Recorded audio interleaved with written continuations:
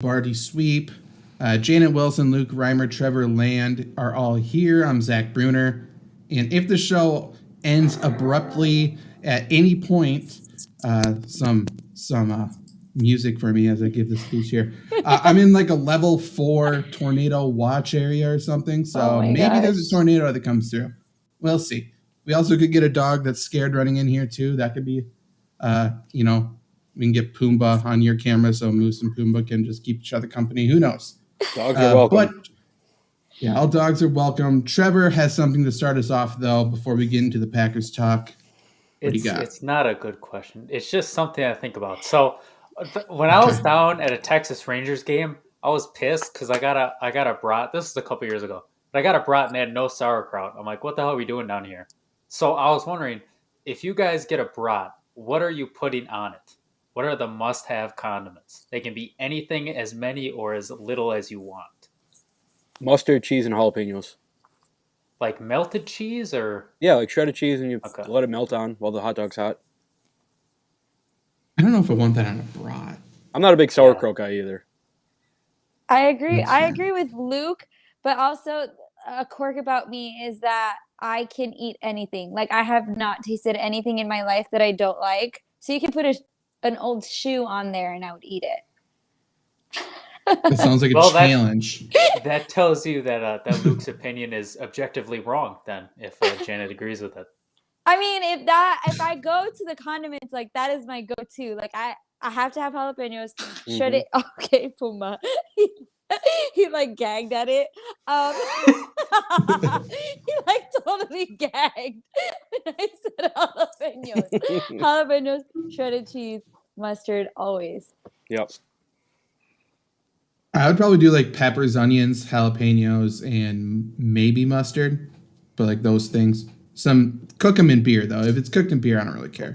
Put whatever you want on it. That's fair. Right. I think you have to go onions. On. I'll be back. Hey. All right. Okay. Hey, she just gave us her answer and bounced. I respect that. Voted her off the island. I go onions, sauerkraut, mustard, ketchup. How has nobody said ketchup? Because ketchup is gross. It's not in small quantities. In big quantities, I 100% agree with you. But cheese on a brat, I just can't quite get behind. Jalapenos too. Why not? The only good tomato-based condiment is salsa. I'm a big salsa guy. I mean, I don't dislike ketchup. I just don't want it on a brat. Janet is back. Hi. Ketchup's just a smoothie potato or smoothie tomato. Tomato smoothie, you mean? Did you say potato? Potato. Let's just move on. Okay. Well, let's just jump into that Bears game. I mean, the Packers won, so that's good.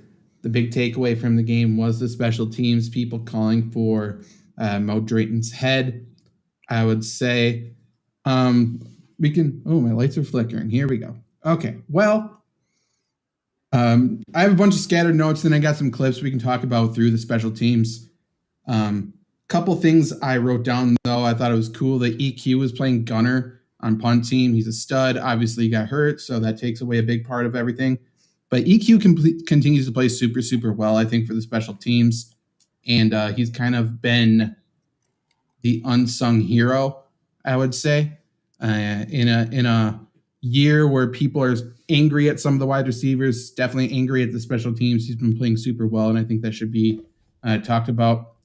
I also wrote down the defense played well in the red zone in this game, come up with a few big stops, and trying to look at some non-special teams notes.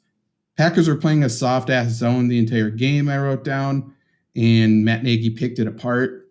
Matt Nagy's not a bad football coach, as much as people want to talk about it. I think he's an idiot, but I think he's a decent offensive mind, and obviously Lazer's calling plays there too.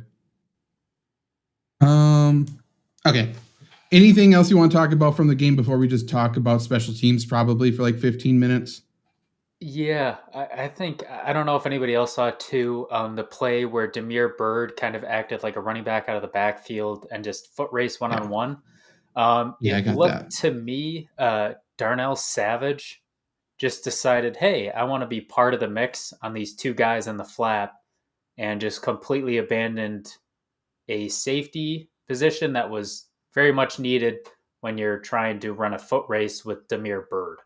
And that, for when you're in the playoffs, that's concerning. Like we know, they have the ability to do what they want, but to have the lack of situational awareness when it's clearly covered and still want to come up just to get a pick for the stats, that's scary. I have that play to break down too, because it was another spoiler alert Henry Black play immediately after he gave up a bad special teams play. So let's go through that. Interrupt me whenever you want. But I think it's important to go through some special team stuff and educate some people here, since everyone wants to call for Mo Drayton's head, and that's fine. If you want to call for Mo Drayton's head, I just want you to be educated when you do so and not sound like a complete moron. So let's start. This is a kick return to start the game here. Not to start the game, but in the first quarter. And this is the play that nobody's really talking about, and I don't really get it. And I'm not sure what Malik Taylor's doing, and if you want to call this bad coaching, I think you're a complete idiot. So regular kickoff, directional kickoff, Bears kick to the right here. I don't know. So Malik Taylor's catching it here. I don't know what the purpose is. Like his momentum's going to the sideline, right? So either he's going to run out at the 5, or I don't know. But obviously it bounces off him out of bounds there, and it was clearly going to go out of bounds. Yeah. So, From where I'm sitting, So my seats are right behind the A and Green Bay in the end zone there, and everyone knew that ball was going out of bounds. And as soon as he touched it, you would thought, that someone died. It was that big of a groan. So stupid. Like there's two things that could happen there. Either it gets somehow a lucky bounce and it goes into the end zone and goes to the 25, or it goes out of bounds, which is the way it was clearly going, and the Packers get it at the 40 or 45, whatever it is. So that's not coaching. That's football IQ. And it's putting someone who's not a returner at kick return by default because we have nobody else. I think this is a play that's not talked about. And the thing that I think is important, when I was watching the game live, just a great place for you to pause it. It felt like, he was rushing it because the guys were coming. He didn't want to, maybe it bounces into the field of play and now he's screwed. Look at that. The play's already dead. The ball's been bouncing for a second. There's nobody in the shot. And we're talking, not at all. What? It's at the 5. There's nobody within 20 yards of him. So even if it bounces somehow into the field of play 1 out of 1,000 times, there's nobody within 20 yards of him. So that just makes it even more mind-boggling for me. Yeah, and I mean, it's just not a coaching thing. This isn't a coaching thing. It's someone who's not a kick returner that we're putting back there. It's a football IQ play thing.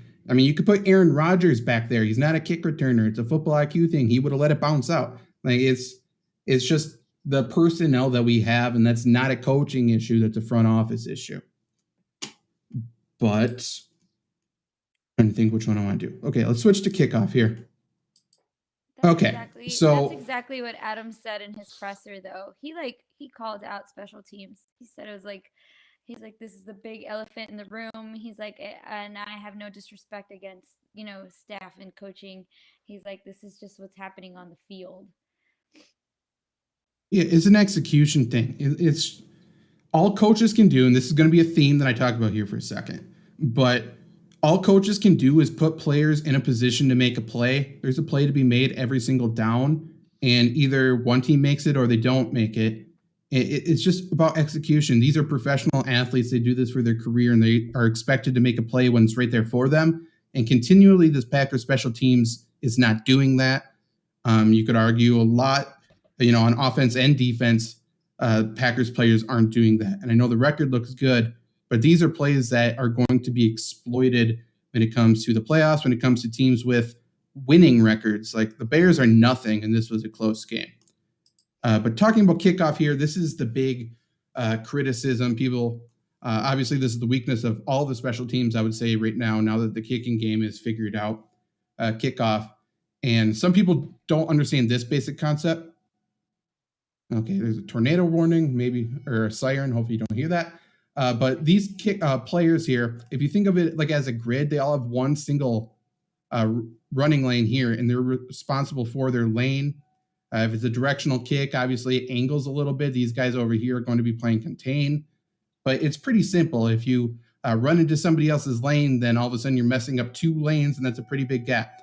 These are the guys that are going to mess this up. If you look over here, we have Kevin King, Equinemius St. Brown here. Interesting, Kevin King's a full-time special teams guy now. But these two, their job is to contain. If this is the kickoff I'm thinking of, I think it goes directional this way. But let's just watch this here. So yeah, see, so they kicked it this way. So if you think the guys over here are going straight down the field, and these are probably going to be the first guys down there. Kevin King, Equinemius are going to probably play contain over here. They're not going to come as hard just because they don't want him to cut it back and have just open field there to run it. So we're looking here. Okay, so these guys came down. These guys did a good job coming to bust this right here so people can come make the tackle. This is the issue right here. This is Henry Black. It looks like he's still in his lane. It's whatever. And then I believe this is Ty Summers. He crashed into Henry Black, disrupts both of these lanes. And not only that, he disrupted these lanes, and these Bears guys are both on this side to create the ceiling block. Over here, it's 2-on-2, but they're also pushing these guys to the sideline and pinning them. This creates this massive running lane right here. And it's all because of Ty Summers didn't stay in his lane. That's not a coaching thing. This is a Ty Summers being unathletic and not smart. And as you can see, that's what happens. He gets watched down there. Henry Black is right here, though. Henry Black did a good job at disengaging. This guy's about to block him. Equinemius St. Brown's playing contain right there. The unathletic tight end that's from Jacksonville's right there. It's played a little bit more. It's crazy. Yeah. It's crazy that, the one thing you're supposed to do on when you're on the kickoff team is run to the lane and run your lane and converge on the ball, and seeing how one step out of that turns into a 40-yard return. Exactly. But even with all of that, though, like Ty Summers messed up. I mean, he's looking like a fool right there and got pointed out in meetings. Henry Black disengaged, and he's in position to make this tackle now. Like, he saves everything. Maybe he tackles him and he gets to like the 27, 28, and that's not ideal.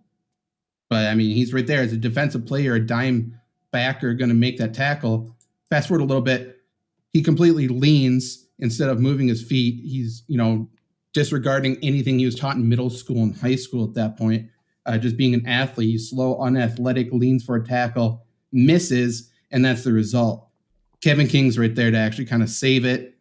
Does the Kevin King signature arm tackle, which is why he hurts his shoulder every fucking time.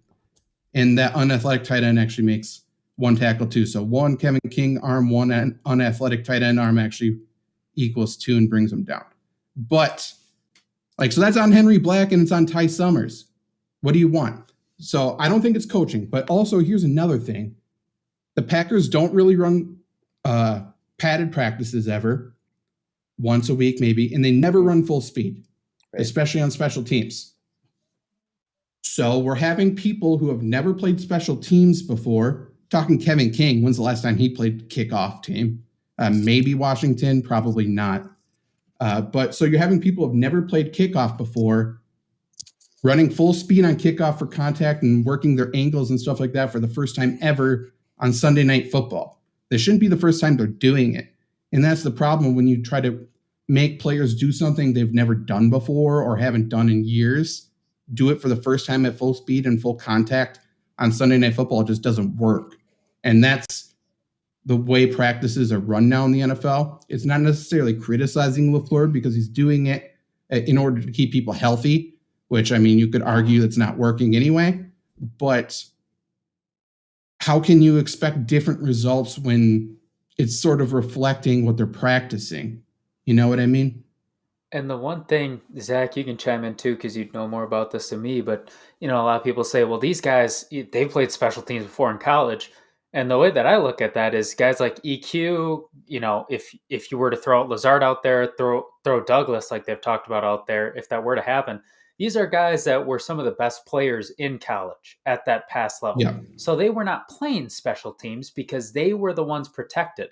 So now these guys that were protected are jumping right into the NFL. Just because they're good doesn't mean they were used for special teams. It it changes based on how good they were in accordance to the level they're playing at. Yeah, there's 3 factors with that. So to your point, the best of the best make the NFL. I mean, the 1% of the 1% of the 1% make the NFL. So once they get to the NFL, all these crappy players are used to being the best player on their team, to your point. So they may have used kickoff team to get that break, to get that breather. If they were on special teams, you're talking like Shamar Jean-Charles, people like that. They did play special teams. They were very good. But they were the best player on their team, so they were gunner. Like now they're asking them to play a different spot on special teams. It's something different. It's a different angle.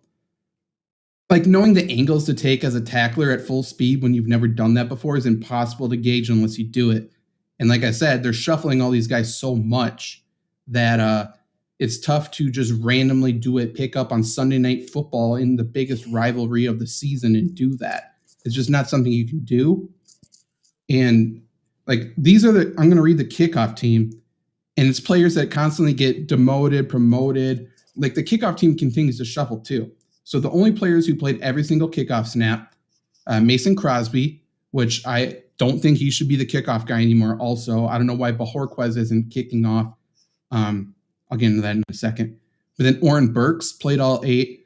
Isaac E. Adam, who's terrible. Tyler Davis, Shamar Jean-Charles, Ty Summers, our slow linebacker. Henry Black, our slow dimebacker, Kevin King, and then Josiah DeGuara played 6 of them. Malik Taylor played 4. Amari Rogers, slow as hell, played 4. Equanimous St. Brown played only 4 because he got hurt. Patrick Taylor, running back, played 4. And then Dominique Daphne played 1. And Tipa Galilee, or whatever, he's a linebacker, he also played 1. We have a lot of slow people. There's a lot of people who are running like 5.5 40s out there. It just doesn't make much sense. Kickoff should be the fastest, the athletic. And I keep pointing out the unathletic white tight end that Jacksonville cut. But like he's not helping out the offense.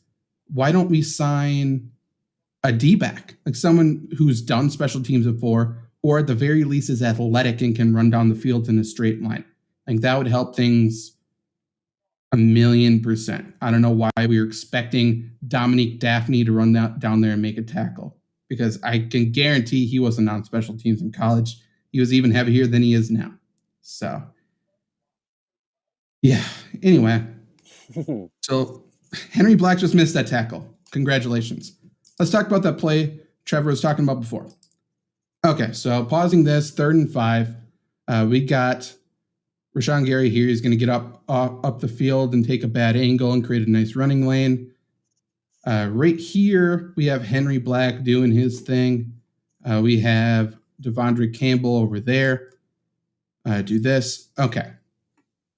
So, I mean, calling back a couple of weeks ago as well to Luke, calling out that 2-3 defense, somebody called it, in those 3rd and shorts or whatever. Yeah. I mean, again, I guess Rashawn Gary. I guess Henry Black is a D-back technically, but not many D-backs play 2 yards off the ball. Right. So he's there. Stokes is here playing this a little bit. So this is Allen Robinson right here. Henry Black went up to kind of slow him down, chip him a little bit. These guys came up. We got 2-on-2 over here on the backside. Devondre Campbell is kind of cheating over here because he has this running back. His eyes are right there, making sure if he leaks out, that's where he's going to go. If not, he's going to cheat here, but he knows he has inside coverage here. He's responsible for the inside half on that side. Henry Black, same thing. His eyes are going on this guy coming out of the backfield. This is Damiere Byrd. And he's also responsible for the inside. The inside right there. So he comes up. Actually, I'll play it a little bit more. So all he does is come up, do a step slant in. Henry Black immediately on his heels because he's an unathletic person and stupid. And immediately, he's already got a step on him inside. Where did Devondre Campbell go? Let's find out. Oh, he cheated over there. So now there's an even bigger lane right here. Okay, well, I mean, you would think, okay, he caught the ball, but at least Henry Black can make the tackle. But, oh, he's extremely slow. And there we go.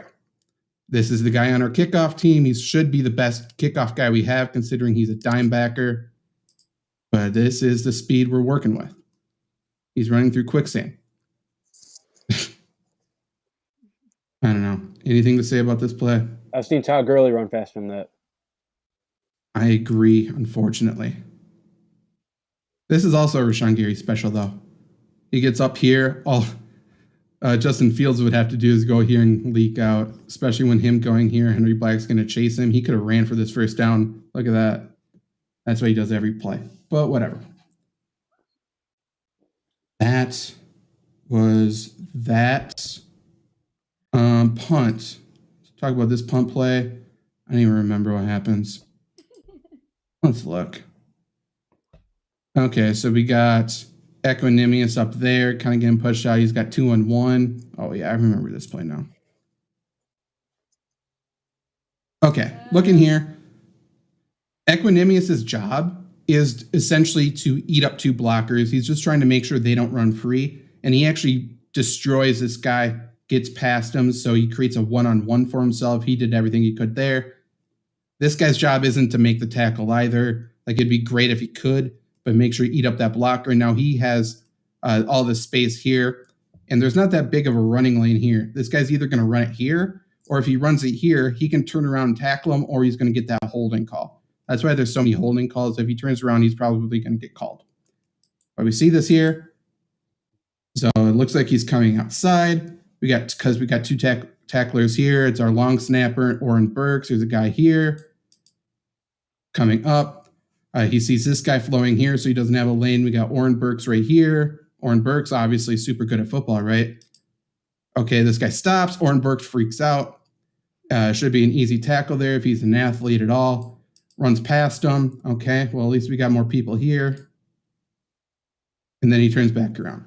And because Oren Burks missed that tackle, this guy that Equanimous St. Brown beat, now he's in a position to make a block on Equanimous, and that's not his fault. I know he's supposed to have this, trying to force him inside here, the contain on this side, but it's really not his fault. Other people should be filling behind him as well. Here's that unathletic 84 again. We've got Ty Summers, also same exact build. They all flow exactly to the center here. Why? I don't know. But again, it all starts with a missed tackle. He was in a position to make a play. Mo Drayton can't make that tackle for him. Like, all he can do is draw up the scheme to make put people in a position to make a play. He didn't make that play. But we see the rest of this. Now it's just a foot race. It's just talking about athletes, and Packers don't have any athletes on their special teams. That was kind of the theme of that game. The Bears had all these super fast guys. Packers had number 84. They had Ty Summers. They had Dominique Daphne out there. But yeah, it's all about this. And also, watch how fast, he looks like Roadrunner here. Watch Oren Burks right here, how long it takes for him to start running. But yeah, go ahead. If I may, look at Ty Summers' trip over what looks to be nothing. Yeah, he's no good either. Watch Oren Burks here. He runs in place before he even moves. He takes so long to stop and start. Then he starts going. That was 8 steps. Unbelievable. Yeah. It's unbelievable.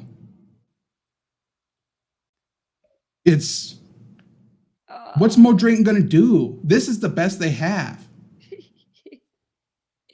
Packers keep filling in with offensive linemen and keep filling in with defensive linemen, which is out of necessity, and I get that, but they keep cutting special teams as a result, and you can't put those O-linemen out there, so you're stuck with Kevin King. You're stuck with all these people who are like, oh, they shouldn't be playing defense.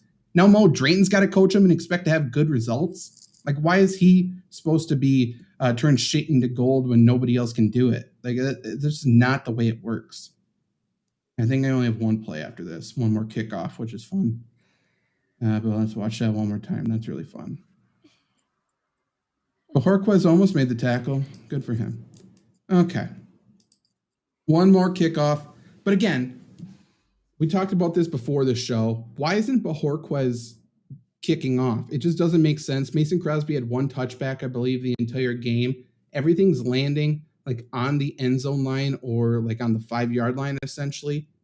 And it kind of, it just doesn't seem like he has the leg for it anymore.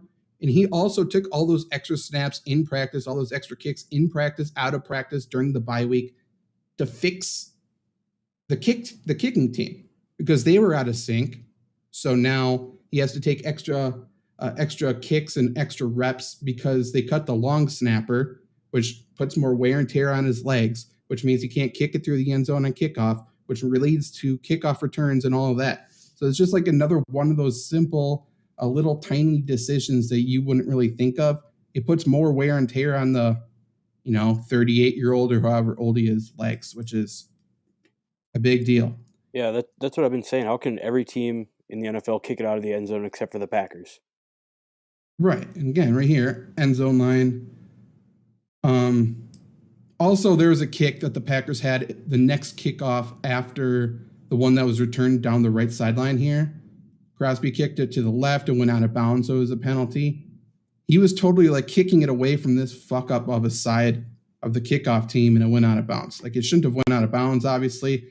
It was a product of him not having enough leg to get it to the end zone, but it was also a decision made to get it away from this side, which is also telling. Here we go. I believe that's 84 there. There's our pal Henry Black. Equanimous is right here. Oh, I remember this one. I think this is a good play, kind of. Okay, so here's Malik Taylor avoiding a tackle, as he does every time on kickoff. Here's Ty Summers getting held. So that's not necessarily his fault, but it looks like they're slow dancing. He's moving away from him right there. So he needs to come up. Here's Janet. 1 second. There we go. There's Janet. But, okay, so he needs to come up. Equanimous, he's playing contain on this side, right? And he's already inside. He's out of place, which just sucks. Like, that's bad. What's worse is Kevin King stacked up behind him over here. These are your two contain guys, and they're already over here. That's not good. And again, this is Kevin King's first time playing kickoff in forever. And he's coming back from injury, and he's asked to start on Sunday Night Football. That doesn't make sense. However, watch Equanimous St. Brown. He makes a hell of a play. He actually looks like an athlete, and he shows why he's the best special teams player. Watch how he goes from here, spins around, immediately takes a good angle and gets him out of bounds. No one else is capable of doing this on the kickoff team. Like, yes, he made a mistake, but it's insane. And also, if he wasn't there and wasn't able to get off that block, watch this shit. So pretend EQ is not there or got slowed up at all. These two guys completely overran him and took a bad angle already. They're going here. This is Ty Summers. He's not going to make a tackle. That's a cutback for another touchdown. So Equanimous saved another touchdown, in my opinion. Maybe Oren Burks would have made a tackle there, but we've already seen him miss enough tackles. Like, it's just, I don't know. I think Equanimous deserves praise. He's hurt now, so hopefully he can come back. I don't know, man. Any thoughts on the special teams? Do you think Mo Drayton should get fired after that? Because I don't know what he's supposed to do. It's just entertaining, right? Like, we've had, and my dad says this all the time, I'm sure there are plenty of Pack fans who say this, when was the last time we had good special teams? Mm-hmm. We've had multiple special teams coordinators come through. No success at all. So either it has to do with the players, or we're really, really bad at finding special teams coaches. And after a decade, I think you kind of have to look at the players, because it's kind of like, if nothing else is the problem, what do you have left once you X out everything that's wrong? It makes too much sense, and it's sad that it doesn't for people at the same time. Yeah, I mean, it's a systemic issue by the way the Packers build their team. Part of the reason is their unwillingness to give that third contract. You let these players that you develop go away. They don't invest in the special teams at all. And in the draft, they invest in these positions that are hopefully, at best backups on the defense. Also, Isaiah Mcduffie, where the hell is he? He was supposed to be our special teams guy. He's not even on kickoff. But, we don't draft for special teams. Maybe Mcduffie was the draft pick for that. It doesn't really work. Then there's injuries to the offensive line. So all the players that could have played special teams, they cut. so they can promote another offensive lineman. And those guys aren't going to play special teams, so that's why we're stuck with Dominic Daphne, Kevin King, people like that playing special teams. They really shouldn't. It's just a constant cycle, and we have players who are, one, unfamiliar with the position that they're playing at full speed for the very first time. And on top of it, they're just not athletic at all. McDuffie's right here. Hello. Yeah, looks like him. Yeah. Only thing else I got to say about special teams is Amari Rodgers should get cut. Like, I know we're not going to, and I guess it doesn't really make sense to cut him, but he is fumbling, muffing punts left and right. That was the only thing he was good at. And once he does have the ball in his hands, he also slows down before contact, which is ridiculous. Like, he tiptoed on a kickoff.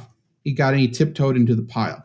It's frustrating, man. Like, we don't have a returner on the team. We don't have gunners on the team outside of, I guess, kind of Equinemius St. Brown, even though he shouldn't be the best one.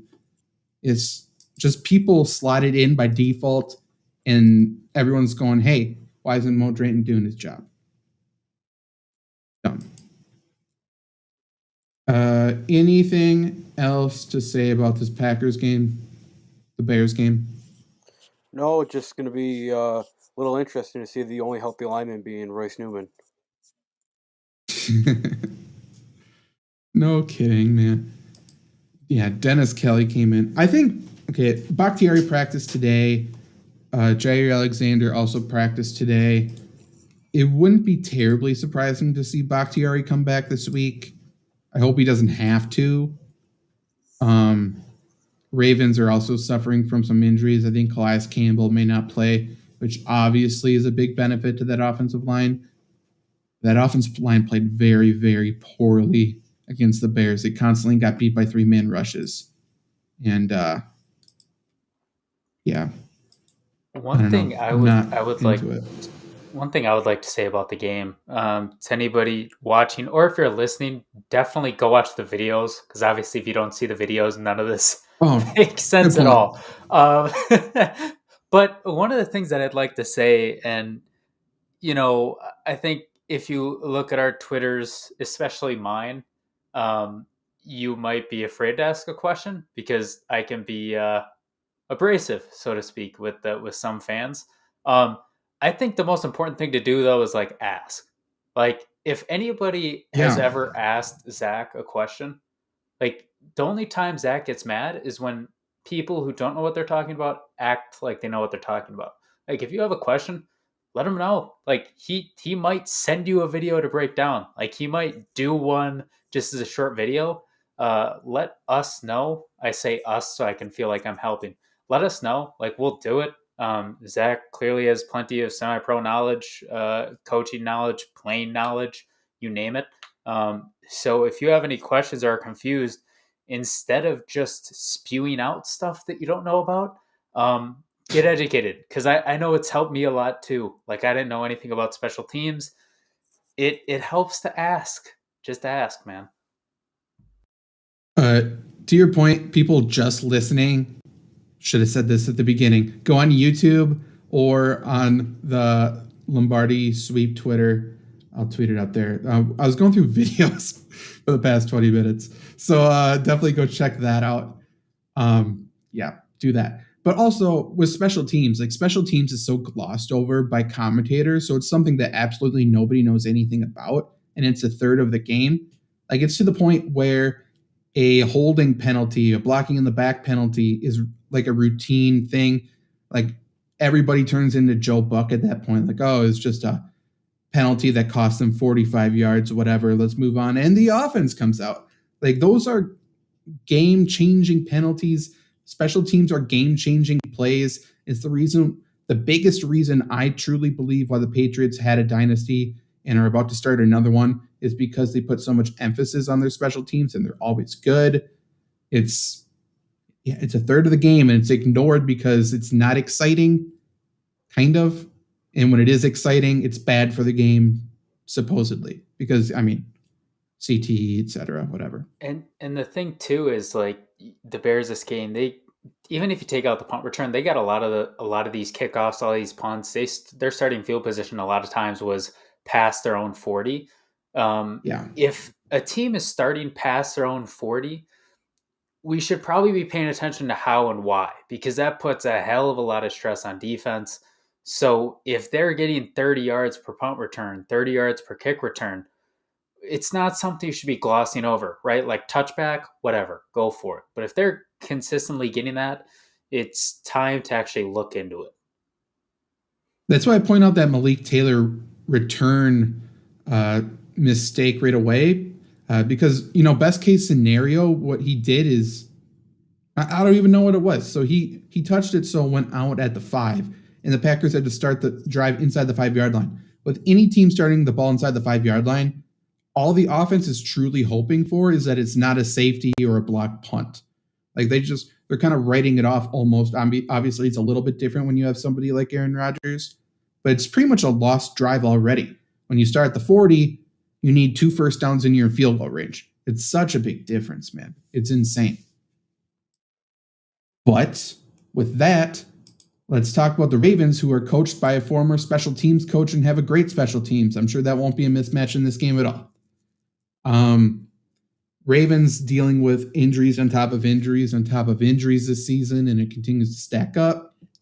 Lamar Jackson carted off. Not sure if he needed to be carted off or not, but was carted off last week to an ankle injury, I believe ankle. Yes, because it was a sprained ankle. Questionable to play this week. I think it is a true questionable. Tyler Huntley, I believe is his name, came in last week and led the Ravens on a comeback. He looked pretty darn good, actually. Definitely looked better passing the ball than Lamar Jackson. Ravens are saying they're hopeful Lamar Jackson can play. And, that means nothing. To me, it seems like gamesmanship, making the Packers prepare for Lamar Jackson and then throwing them Huntley. But either way, like if we get Lamar Jackson at less than 100%, this is interesting. Luke, who would you rather play? Who would you rather the Packers prepare for Lamar Jackson and get thrown Huntley? Or would you rather they play Lamar Jackson at whatever percent healthy he is? You mean who would the Packers rather play? Who would you rather the Packers play? Yeah, I'd rather not have Lamar Jackson in, to be honest. So I mean, because he's just such a driving force for the Ravens. Like he's everything for them. That offense doesn't really get going. And I'm wondering if it just got going because you bring a second stringer in and you don't prepare for him and things kind of get out of whack last game. I wonder if there's a little bit of a fluke.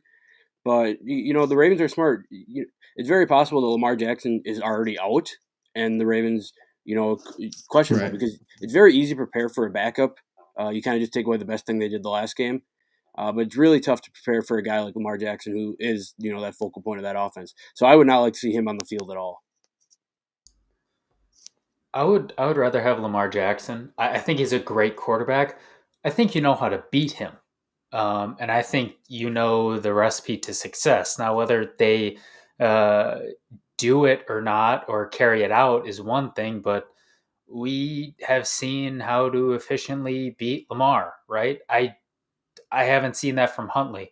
I don't think Huntley is as talented as Lamar overall, but passing wise, that scares me because as we're seeing, passing wise, I think there's a lot left to be desired.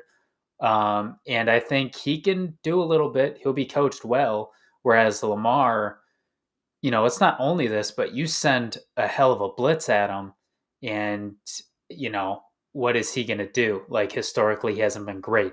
I do worry about his knees, but him injured and you know how to beat him, I'd rather have Lamar. I'd rather see Lamar, but that's only because I'm assuming he's not 100%. Right. If he got carted off, like if he is not athletic, I mean, he's going to be athletic, but if he is hobbling at all and not fully able to move on that ankle, I just think he's so limited. He's going to still try to do that running around thing and just, it won't work.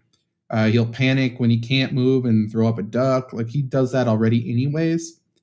So, I mean, if he is less than 100%, I would definitely love that. I don't know what the weather is doing over in Baltimore right now, but I feel like this whole section's kind of getting hit by rain and snow. So I feel like that field is probably going to be pretty sloppy as well. And if that's the case, I mean, that hurts his ankle and the footing like that too. So I don't know, man. I don't really want to see Lamar, but I don't want to see a backup who can actually pass too. As of right now, in Baltimore, it says 45 in the morning, 27 at night. We play them 12 o'clock, correct? 3:25. I think so. Right? Oh. 3:25. Winds 10 to 20 miles per hour. So I'm assuming probably mid 30s. Not much chance of precipitation. Decent amount of wind. Nothing too crazy. Should have been a meteorologist, Trevor. Yeah, I totally did just have weather.com open a different tab.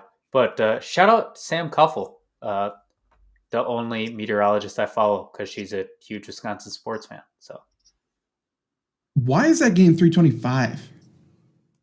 Because that would be 4:25 in Baltimore, right? That just seems like a dumb. Yeah. I don't know. Game of the week. The Packers have one noon game left, and that's against Detroit in Week 18. I feel like that should be Monday night. Have they had like 2-3 noon games this year? There haven't been very many. Washington was, and Cincinnati. That would make sense. Probably. Not very many. It's weird. I don't like it. Anyway.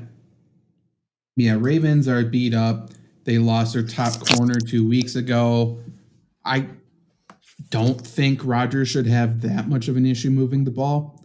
Ravens, we've seen they love to bring zero blitzes, and they won't do that against Aaron Rodgers. You can't because it's a death sentence. So I think they'll be playing out of scheme even a little bit.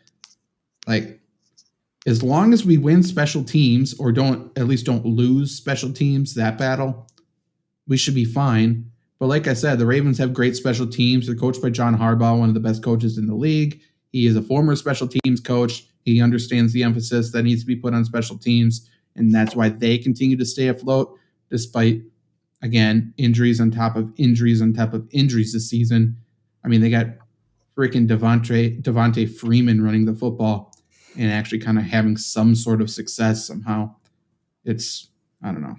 Did you watch their game against Minnesota, the Baltimore Ravens? Because no, it was a while ago. It was a big comeback victory. I only remember that game because Minnesota had a big return for a touchdown to open the second half. I'm just wondering. I'd assume since he's a special teams coach, that was really just a fluke play. Obviously, I wasn't really dissecting it at that point. For the most part, was their special team still pretty good there, or have they shown kind of lapses of bad play this season? I haven't seen, there hasn't been anything that stuck out. Obviously, I'm not searching for it, but I don't recall anything. And usually they rank near the top, so I don't think it's probably much of an issue. Again, I mean, talk about injuries. They keep having injuries, and I'm sure shuffles around their kickoff team too. So we shall see there. So right now the Packers are 4.5-point road favorites. The over-under set all the way down at 43.5.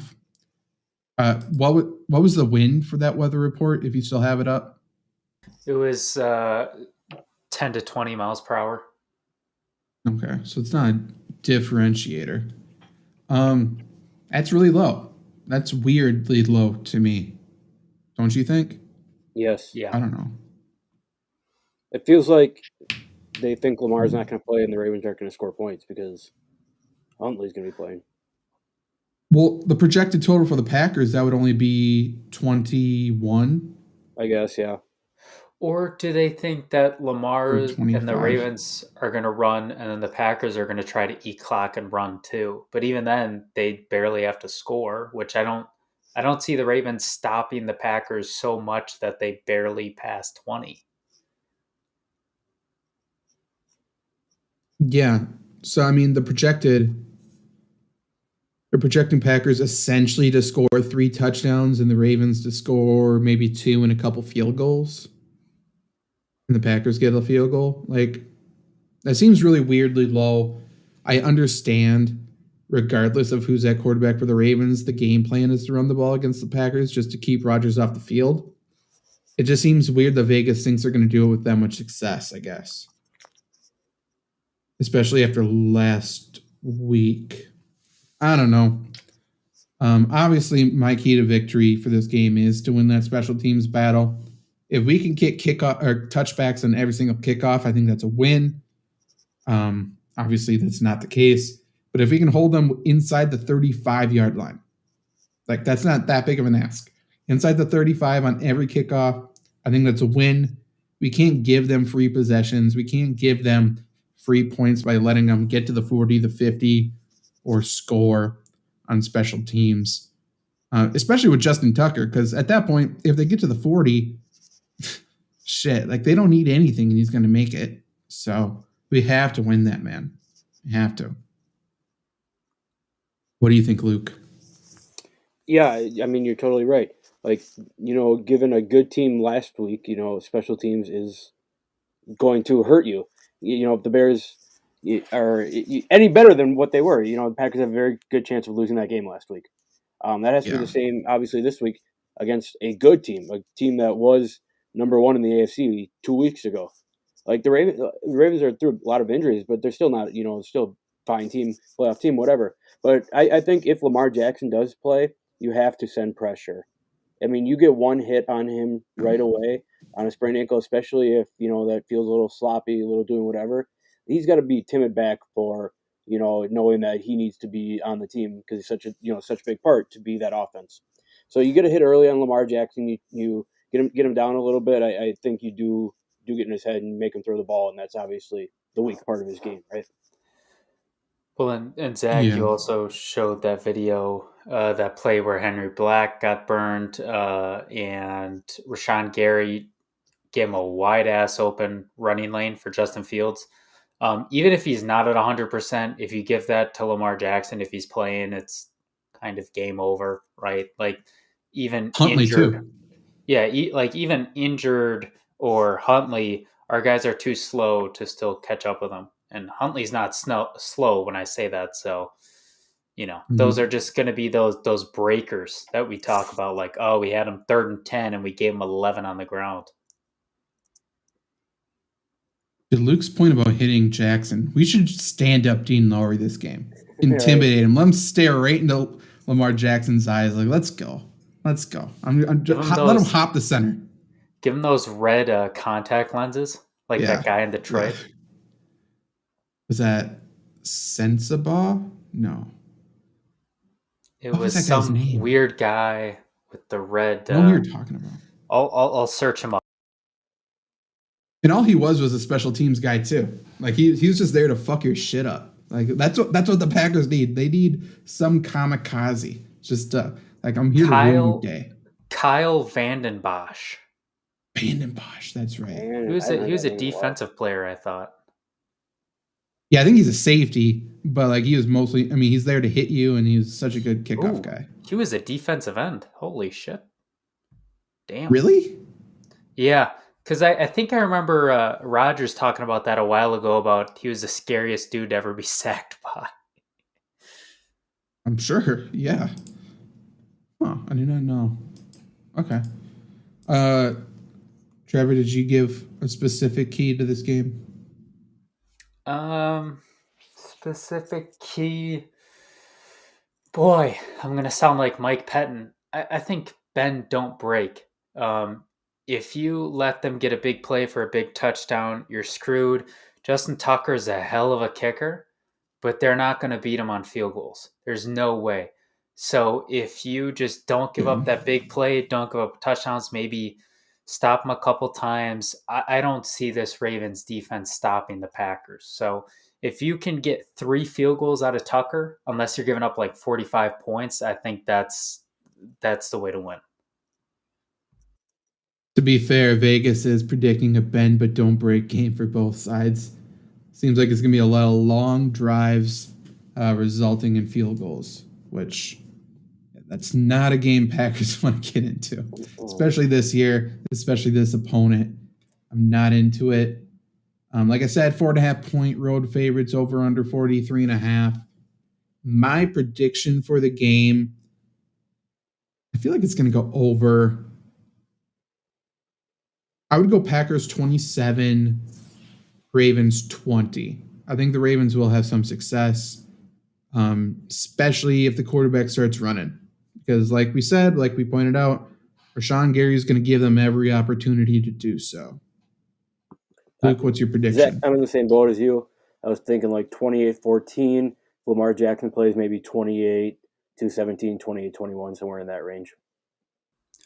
I think 31-21. I think, you definitely got to be careful about Lamar Jackson if he's ready to go coming back late, because when he's behind, he's super dangerous. And we know the Packers like to rest on their laurels on defense late. So, this game could be one that gets a lot closer than it should be at the end. I also don't think there's anybody who can truly cover. I mean, you can call it that, say that to any team, I guess, but there's no one who can cover Devontae Adams even close on this team. Now that Humphrey's out hurt, like they're screwed. I don't know if the Packers stay aggressive. I don't know how they don't put up points every drive, really. The only thing I worry about is with all the injuries on the offensive line, this, may feel like pressure and just a lot of short, quick passes. Yeah, that could definitely be the case. I hope we don't get predictable in running on early downs and get, behind the chains, because we could probably struggle quite a bit running against the Ravens, even if Calais Campbell doesn't play. So hopefully we mix that up a little bit. I would assume Rodgers keeps us honest or keeps the defense honest a little bit. That's all Devontae does is move chains. He's so good, man. Packers need to get that extension with Rodgers and Devontae like before the playoffs. Let's get that right now. Could you imagine? We'll end on Trevor's other thing if you want to do it. But could you imagine the Packers win out? They get that first round bye. During the first round bye, they give those 2 extensions, and then whoever has to comes to Lambeau Field, and how crazy that crowd's going to be. Obviously, you'll be there, Luke, I would assume. Trevor, maybe you. I don't know. But that crowd would be fucking ballistic. They will go crazy if that happens. Like, you could do a hype video surrounding it. Throw Kevin from The Office in there. Maybe he spills the chili on him, and there's a contract in there for Rodgers. I don't care. Do something. People go crazy. They'll be insane. Need it. Agreed. Or just get Charles Woodson, man. Like, just pan to Charles Woodson with like a weird, like dangerous smirk saying, "They're back." Pan to them, like both being there, fist bumping, or no, looking at each other when the planes go over, and then cut it. And then everybody will know. Except for the drunk people. They won't know. Charles Woodson, Donald Driver, Jordy Nelson, all there to let Rodgers sign it at midfield pregame. Put the camera on him, do a big production. Let's do it. Let's make a whole thing out of it. Julius Peppers. Throw AJ Hawk in there. Why not? Jeff Janis. Jeff Janis. Jermichael Finley. Everyone loves him. Great. Brandon Bostic. Michael Bennett. You can sacrifice Brandon Bostic pregame too. Michael Bennett will round it out. Michael Bennett. Yeah. Trevor, do you want to... And then who's that coming out of the tunnel? By God, it's Mike McCarthy. Oh, could you imagine if Dallas gets to come to Green Bay? That would be insane. He takes the pen out of McCarthy's ear to sign it. How dumb is McCarthy? You only get like one. You can say you can guarantee one game a year as a coach, and he uses it on Washington week 14. Yeah, it was a big game. They barely won. Hey, he wasn't wrong. Wasn't that wrong? Okay, Trevor, do you want to do your thing, or do you want to get out of here? Sure. We'll just ask a question. Every once in a while, I get an old song stuck in my head that has no business being in there that I just refound.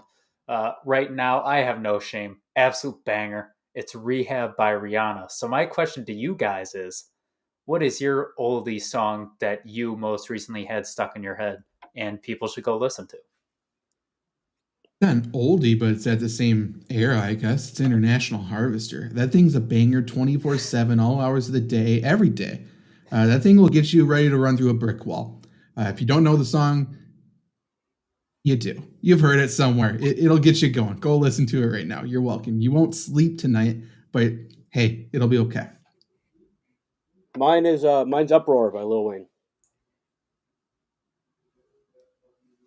There are some good Lil Wayne ones I could have used. Okay, well, Trevor's going to go listen to Rihanna while the tornadoes go through there. I will. So, yeah. And okay. If I die, I need you guys to tell people what I was listening to when I died. Okay? Anything for you. Again, if you're just listening, go to the Flurry Sports YouTube channel to go check out the video talking about for 20 minutes. I don't know if I painted a perfect mental picture for you. I think you should go see it. But we will be back live next Wednesday on that same YouTube channel. So go give it a subscribe as well. Follow this podcast, share it. And yeah, we'll be back next Wednesday, Thursday, whenever you want to listen to it.